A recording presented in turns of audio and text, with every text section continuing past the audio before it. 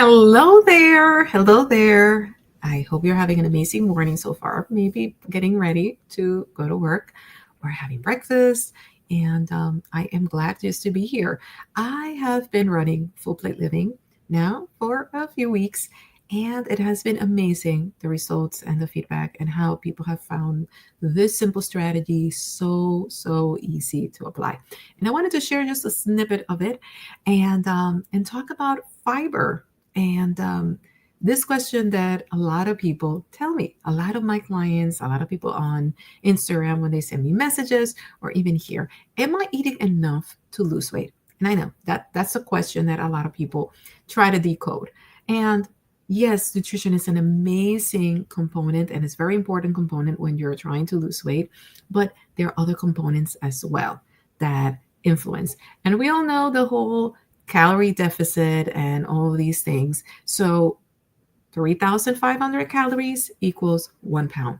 That means that in order for you to lose 1 pound every week, you need to create that deficit in the entire week and do that, right? Like if you divide that, that would be about 500 calories based on what your body needs to just maintain. And that changes per person because it depends on if you're a male or a female, in what is your weight, what is your activity levels, a lot of different things factor into it.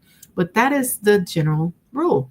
Now, there's other ways that do not necessarily have to involve you having to break your head, try to calculate all these things and do all this stuff. Here, I'm going to quickly, in this like quick live, just decode and talk to you a little bit about that. And that is fiber. And here is like a group of fiber inventory, right? Like all the different sources of fiber. Fiber can come from whole grains, it can come from leafy greens, it comes from fruits, from vegetables, from beans. And it is an amazing way to stay fuller for longer, balance your blood sugar, heal your gut because your gut needs all these fibers, and it just you're going to feel better. It actually also helps with how your body processes all these foods, and it's actually easier on the digestion, believe it or not. And I know I'm going to talk about gas and all that because that's the biggest fear when I talk about fiber, especially around beans and clients. They're a bit afraid of the possible side effects, but we have been actually sharing some tips and tricks in the Full Plate Living group as to how to incorporate this without having the gassiness and all the uncomfort feelings that some people may experience when they're trying to incorporate more fiber. Now, here are 5 categories of natural fiber foods. And I'm going to talk a little bit more about, okay, natural, because I know there are supplements out there. I have had clients that I'll say like, well, like maybe you need to incorporate more fiber. They're like, well, I'm going to go grab a supplement. Mind you, if you need a supplement, talk to your doctor, talk to your nutritionist. They'll be the best ideal individuals to actually guide you on that. However, as a health coach, I would say aim for the natural sources of fiber. And here are the 5 categories. You have the fruits. Fruits are amazing. Even if you are diabetic or pre-diabetic, you can still grab the fruits. Here you have vegetables, right? The collard greens, zucchini, cabbage. This is, again, just an example, but all of those non-starchy vegetables are great sources of fiber. And also they're high in the nutrient density. Then we have the beans. I know a lot of people are like, well, the beans can be gassy. There are tricks for you to incorporate beans in a way that is not going to make you feel that way. But beans are amazing. They are a source of carbs. They're a source of protein, and they're a source of fiber. So it's like, I feel within the group, it's like a superpower food. Whole grains, right? Like oatmeal, brown rice, wheat. A lot of people utilize these types of grains, and the reason why is because we have been incorporating it probably in a state in which they have been stripped from the natural fibers. So you're pretty much just eating the starch, and you're not getting all the benefits from the fibers that actually come with them.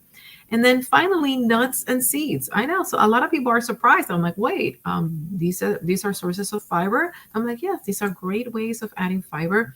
They're great sources of good fat that they will help balance your triglycerides and your cholesterol. And the only thing that I would say is, you know that this could be a slippery slope, and you can eat lots of nuts.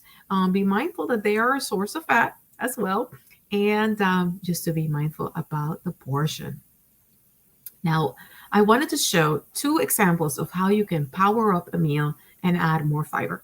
So if you look at the left, and maybe you're around, it's at my time is around 8:20 in the morning Eastern Standard Time. So a lot of people are probably prepping their breakfast and getting ready for work and all of that. So think about this oatmeal, right? It has milk, it has sugar, and it is an amazing source of fiber. It only has 4 grams of fiber.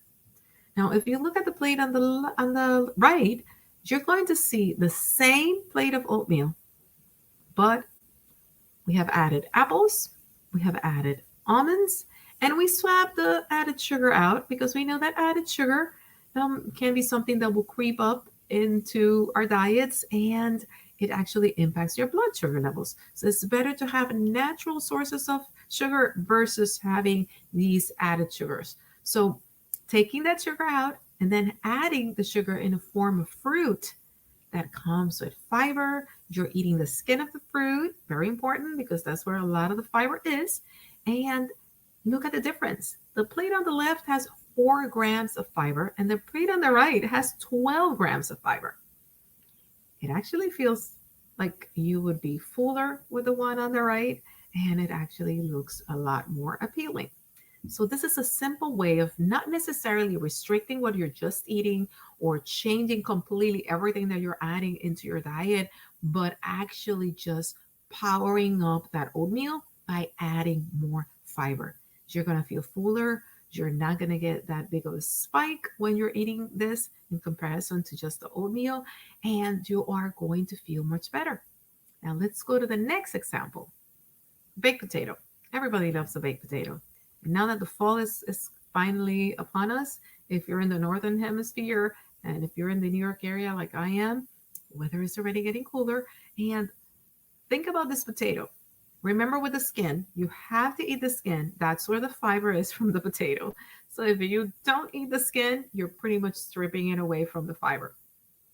So here you have the potato with a little bit of butter and sour cream and only 4 grams of fiber. But then if you go to the one on the right, and here is a little bit of salsa, a little bit of chili beans, and the same baked potato, and here you have 17 grams of fiber. Isn't that amazing? From 4 to 17. And the guideline is about 25 grams per day for women and about 38 grams a day for men. So look at this. With just this, you're getting 17 grams of fiber. So there is a simplicity about it. And the great thing is that you can do that without necessarily eliminating things that you are already eating.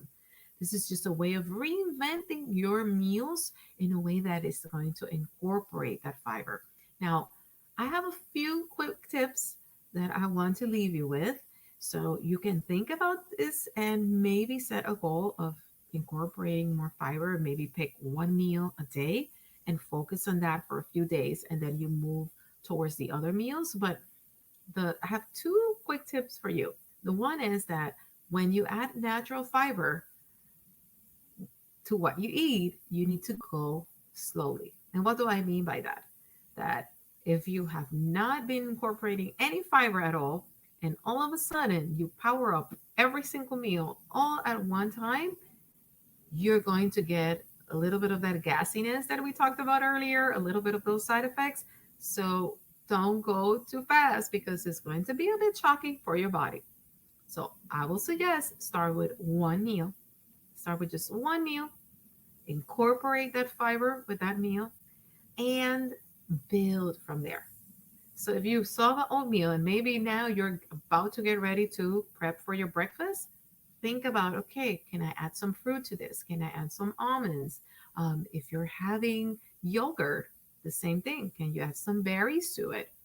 Maybe peanut butter, right? Like, think about how you can incorporate some of that fiber and balance the meal.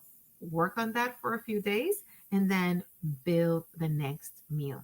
That would be my recommendation, especially if you want to avoid being all gassy, like my son typically says.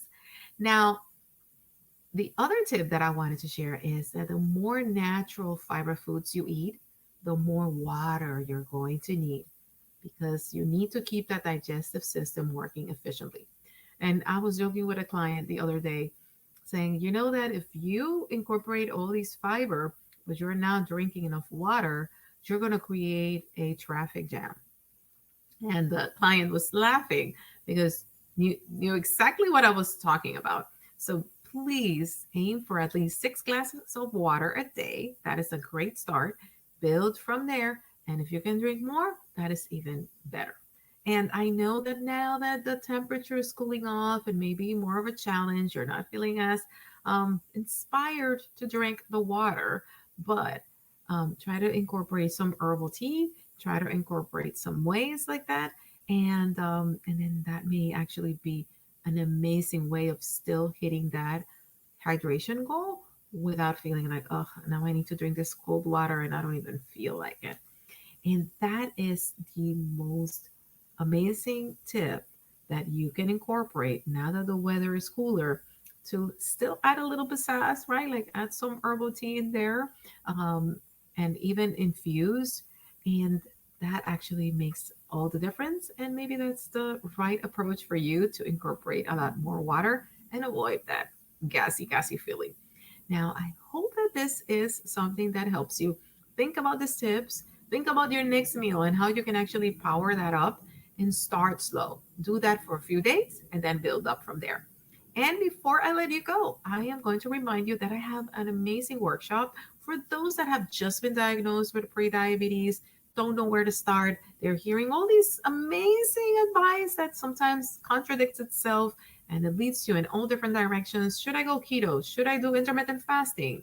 Um, should I never eat bread, never eat rice? Like, there are so many things that my clients typically come to me when they start working with me, things that they have tried, and there's so much confusion and miscommunication. And that's why I decided to create this amazing workshop. And it's going to be this Saturday at noon Eastern Standard Time. And it's free, it's live, and I just hope that you are able to join. So the only thing is, it is limited space, so you need to reserve your spot. I will put all the information in the description. Feel free to join me, and I hope to see you on Saturday. Have an amazing rest of your week.